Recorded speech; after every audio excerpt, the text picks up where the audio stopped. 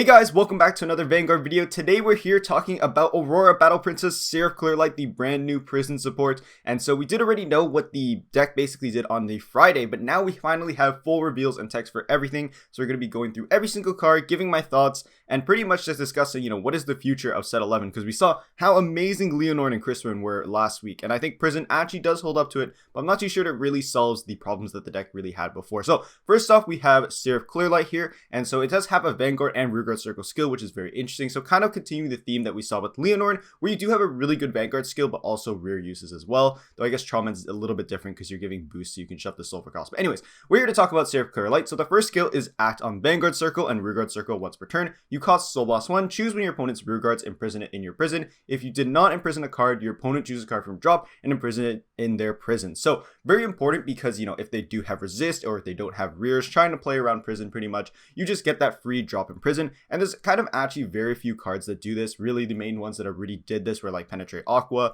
Corner Citrus. So a lot of more drop prison is very appreciated. And of course, you have Vanguard skill and rear skill once per turn. So if you do have multiple of these on your board, you will get a lot of drop in prison, making hitting that 3 very, very easy. Then you have auto rear-gurd circle, Vanguard circle, kind of similar to the original Seraph Snow. On attack, if 3 or more of your opponent's cards are imprisoned in your prison, it gets plus 10k power and drive +1 until end of battle. So kind of the usual stats of the original. Then at the end of the battle, if this unit is on rear-gurd circle, put this unit into soul and draw 1. This is mandatory on rear-gurd circle. Basically, this is Kygree noting that, you do not perform drives on rear-gurd circle unless you do gain that ability through another card. And again, putting to soul is mandatory. So pretty good. Like, honestly, if you find this, turn 3 or you have a lot of these in your hand, you can slam them down, get more drop imprisoned, and then, just shove the soul, draw 1. More soul for your, Purelight once you ride it, and also just more draw and cycle out of your deck. Soul is actually very easy to get now because of the new prison, but we do find out it is once per turn, and the rideline and this also use soul every turn,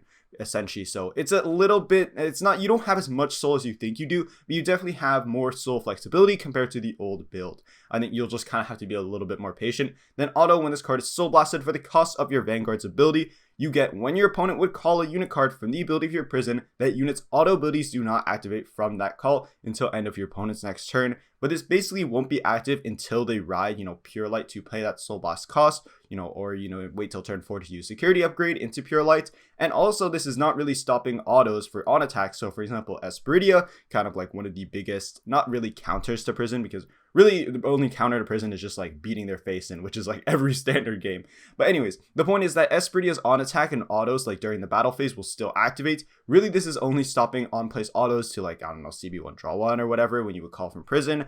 So it's kind of counteracting, calls from prison to kind of make sure your opponent doesn't draw as much, like plussing on their turn from on places. But, it's still quite oppressive because until you get to that Purelight turn, assuming you're going first, then you're getting to Purelight first, because it's grade 4 moments and security upgrader, checks if you, have not ridden that turn essentially from the ride deck. Basically wording a security upgrader that, this is a really awkward timing for the on place because decks that can still really abuse this, for example, like Ava with Obfuscate gets on place to get crit +1, and like the list goes on and on and on.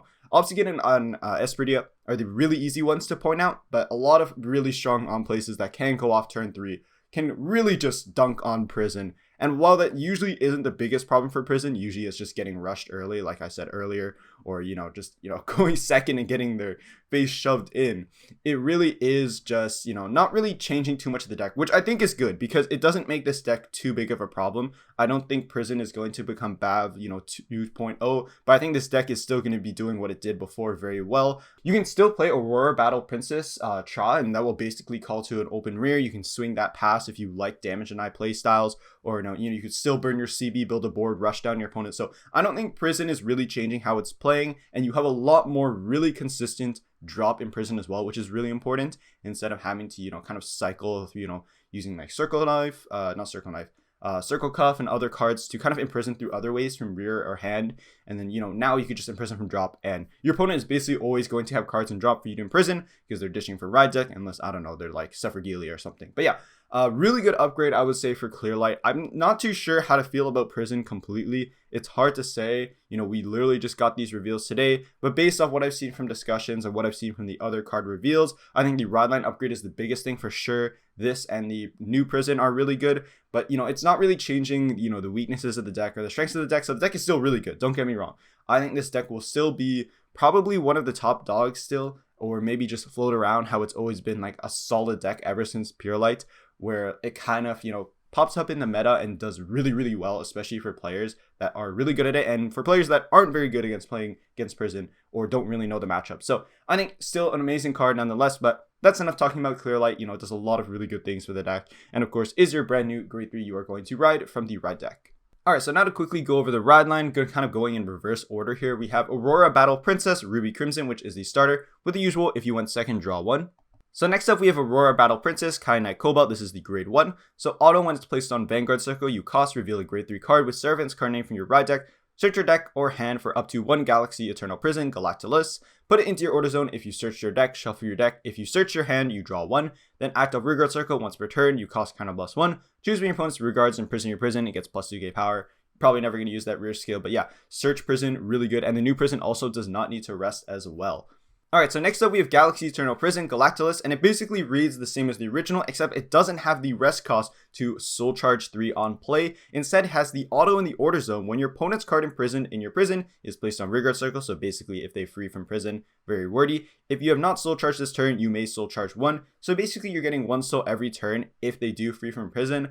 I kind of don't like that this is basically up to your opponent. Like if they don't free, they're kind of denying you the soul. And also, it's not mandatory, thank goodness. So yeah, a lot of basically free soul that you're getting every turn that they do free from the prison. But again, you'll see that the ride line and of course Seraph's skill is not using counterblast as soul now. So it's a little bit less restrictive because your CB is now going to like Valtrosa, going to Lilith, making a board, or the new card in order to draw 1. So your CB is a lot more flexible. Your soul does seem a little bit tight, especially if your opponent doesn't free from prison every turn, but they're likely to, just to kind of like beat your face in to kind of either play the matchup. But that autonomy is kind of there, so you don't get the immediate rest unit Soul Charge 3, but it's also really nice because you don't have to commit a rear from hand to rest. So I think that's a really big upgrade, and we'll see from the grade 2 that it is also a bigger upgrade because you get a free hand card now. Alright, so kind of spoiling it, we have Aurora Battle Princess, Rissa Peach. So auto when placed on Vanguard Circle, if your order zone has a prison, you cost Soulblast 1, reveal a grade 3 card with Seraph in its card name from your ride deck. Draw a card, your opponent chooses a card from their hand and imprisons it in your prison. Then continues rear-gurd circle. If 2 of your opponent's cards are imprisoned in your prison, it gets +5k, also active during your opponent's turn. So pretty good. Like we saw this in the anime, you get a prison, you get a draw 1, amazing. I guess if you decided not to play the prison early, then like nothing is really happening here. I mean, you can still pay costs and nothing happens, You still get the draw 1 and then your opponent won't imprison if you did want to play around, let's say, a matchup where, you're fighting Shiranui and you don't want to put the prison out so they can't free Esprit turn 2 and like beat your face in. That does come up, but for the most part, this literally just reads a free draw 1 and a free imprison, which is really, really good. Using that soul early does kind of hurt because if your opponent basically didn't free, the turn before, you only have like 1 soul or 2 soul to really work with the turn after on your grade 3 turn, which is a little bit awkward, but still amazing. Like the ride line is such a big upgrade to what it was from that year 1 ride line. Alright, so now we have the triple rare of the set. I'm actually not too sure how to feel about this, so I definitely want to hear people's thoughts. We have Aurora Battle Princess, Flawless Lila. So auto when placed on rear-guard circle, your opponent chooses a card from their drop, imprisons it in your prison, so basically free imprison from drop on place, really good. After that, if 2 or more of your opponent's card are imprisoned in your prison, you cost counterblast 1, draw 1. So, amazing.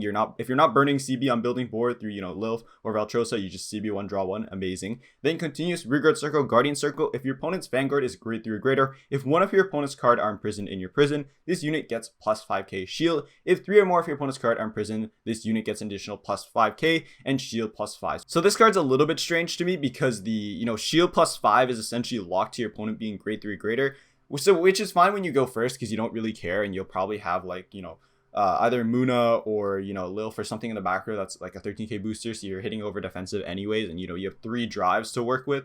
But I do think it's really strange that that shield and power is basically all locked to your opponent being grade 3 or greater because of that first part of the text of the skill. But, it's still a really good card. Like, a lot of free CB to burn now because your Van skill doesn't use it. And, security upgrade is going to make Purelight free. So I think either this card is replacing Valtrosa probably, or, you're swapping it maybe for like Penetrate Aquas, because like those are mainly the cards that are, imprisoning from drop, besides like, Corner Citrus, and Corner Citrus is using energy. So between, this and Corner Citrus, every CB and energy is basically a draw 1, which is amazing. So I think this card is, it reads really, really well, but I'm not too sure how it really fits into the deck. On top of all the other techs, you're probably playing maybe 2 of this, maybe 4, I'm not sure. But it is a really, really good card nonetheless. I mean, it's a triple rare, that's expected. I just really thought that that rear-gurd circle, guardian circle skill, basically all the power and shield is restricted to your opponent basically being grade 3 or greater. So it's not really helping early. Lilith is already gaining plus 5k early, and you'd rather bring that CB to that just to make a board, which is really, really easy in Prison. You can also play Valtrosa to make that easier too, as mentioned earlier. So, I think this card is really good. I'm just not too sure how many you play it, in the deck. But, we'll see as the set comes out and people start to playtest more. But yeah, honestly, just amazing triple rare, CB1 draw 1, lots of power, lots of shield, kind of referencing to the original Rouge of the strongest, or not the strongest, the original grade 2 Prison rear. So next up we have a double rare, which is Truncheon Orlain. So auto when placed on rear-gurd circle, if your order zone has a prison, you check top 7, choose up to 1 card with Seraph and its card name from among them, reveal it, put it into your hand, and shuffle your deck. If you reveal the card, you choose a card from your hand and discard it. Then auto rear-gurd circle when this unit boosts if your Vanguard is grade 3 or greater, and 2 or more of your opponent's card are imprisoned in your prison. It gets plus 5k until end of battle, so it's a 13k booster. This is just kind of a consistency booster if you are kind of playing both Purelights, or sorry, not both Purelights, both Seraphs in your deck, because you just have more ways to grab them. Most of the time you're going to be using security upgrader to go into Purelight, so you don't have to pay that CB cost, and then you'll soul blast out the new Seraph. No autos for the on play specifically will activate, and you'll still be able to get lots of plus. If you do have the Persona ride, or you didn't find security upgrader Purelight somehow, this card is still really good. It's on place, check top. It doesn't force you to pay a cost up front and then do something afterwards like a lot of other DC cards, which is surprising. And at worst, you could check top 7, find a Purelight if you don't want it, or you find a grade 3 and your board's already full, or you don't want the draw 1, you can just add it to hand, pitch it, kind of like the V check top 5 cards. So at worst, this card could be deck thinning. You're probably not going to be playing 4 of this, honestly, not too sure. This card reads really good, but most of the time after your grade 3 turn, you're going into Purelight anyways. You have 3 to 4 in your main deck, usually the amount is 3, and then of course you have your security upgraders, and you have lots of way to call security upgrader out through other cards such as Valtrosa and Lilith, as mentioned before, to build a board. So I think this card is really interesting going forward, especially if we do get even more Seraphs.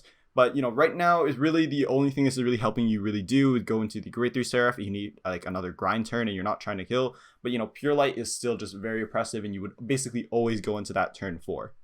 Alright, so the last card to talk about is Warning Kygree, which is a grade 3. So auto when placed on rear-gurd circle, you cost counter boss 1. Choose up to 2 of your opponent's rear guards, imprison them in your prison. Then after that, if you have 3 or more of your opponent's cards are imprisoned in your prison, gets plus 5k into end of battle. Kind of throwaway, you're definitely going to be burning your CB on more draw effects, but yeah, that pretty much does it for Prison. I think these new cards are actually really good. I wouldn't say they're as hype as last week, but last week we did have 2 cards basically, or 2 rad lines at once. We had Chris Rain and Leonore. I think just looking at the cards overall, Prison just has an upgrade across the board. I do think Soul looks a little bit awkward, especially if your opponent doesn't free immediately from Prison to beat your face in. Then you might not get that Soul immediately, because Seraph burns, Soul Blast. Your grade 2 burns a Soul Blast. You're going to be burning Soul Blast off Muna if you commit that early. So your Soul, before turn 3 might be a little bit awkward if your opponent, tries to play around things. But, I still think Prison has the tools to do very well. A lot more consistent drop in Prison is really strong. And this means you can also bot deck cards from their Prison as well with the grade 2 from DZ set 5. And of course, you still have lots of good ways to burn your CB because, Van Scale is now using Soul Blast instead of Counter Blast. So, you can use it on the new grade 2 we just looked at to draw 1. You can use it on Valtrosa and Lilith, build a board, call out your Munas, whatever you need to kind of just, build up more hand and make sure you're not exploding so you can get to Purelight. So I think Prison overall is looking really good. I'm not too sure if it's looking as good as Bab good, the top meta contender deck, or as good as Leonore, where people think it might challenge it to that, level. I haven't seen any, playtesting or things from Leonore players yet, but I do think Leonore definitely does look like the next top dog, but hard to say for now. I kind of said that about Jejul before, and Jejul kind of fell off. I do think overall though that, these reveals for set 11 are really hype. And also next week we have Jiva, brand new Verena. We're actually getting the episode of We're getting the episode of Yu Yu versus Akina on Friday, so do be there if you want to see those reveals. I'll probably make a community post for that because I'm really excited to see what the new Varuna does and if it does support Mahar and, you know, like Mahar and Jiva again, just like crossover just kind of did but failed to do with like Cloud and Prayers. But anyways, thank you guys so much for watching. That's about it from me for Prison. Do let me know what you think. You know, do you think this will make Prison like tier 0? Do you think this will make Prison like very, very annoying? It's definitely a lot more consistent for sure, but I don't think it's necessarily going to be the problematic deck that people think it is, especially because they did not change the wording on the Prison at all. It's still exactly the same as it before. This deck is not stealing your energy or doing anything weirdly gimmicky like that. But yeah, thank you guys so much for watching, and I'll see you again in another video.